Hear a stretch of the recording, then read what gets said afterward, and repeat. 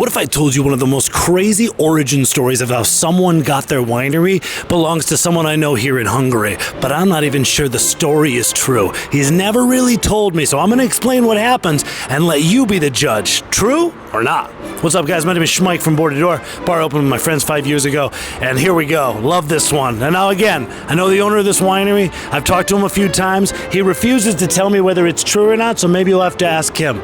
But apparently, back in the 90s, when communism had ended and there was a bit of a restructuring of Hungary and people were trying to take back their old ancestral land, they were making wine, this wild entrepreneur came through. He went to Etchek and he went up to the old hill of Etchek, this beautiful kind of overlooking of the valley, and there was a woman there with a house, and he loved it. The land was perfect, he thought. I can do something here. And he went up to her and he said, "Madam, I'm so sorry to ask, but would you ever be willing to sell your land? And if so, how much, would you want?" Now, remember, in the 1990s, coming out of communism, nobody had anything. They were restructuring the whole world, and without much to go on, the woman made up the most crazy number she could think of.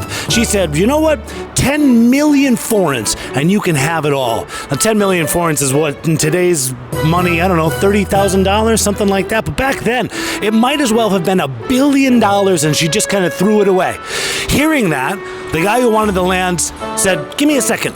Calmly walked back to his truck and came back with a brick of cash, 10 million exactly, and said, "Sounds like we got a deal."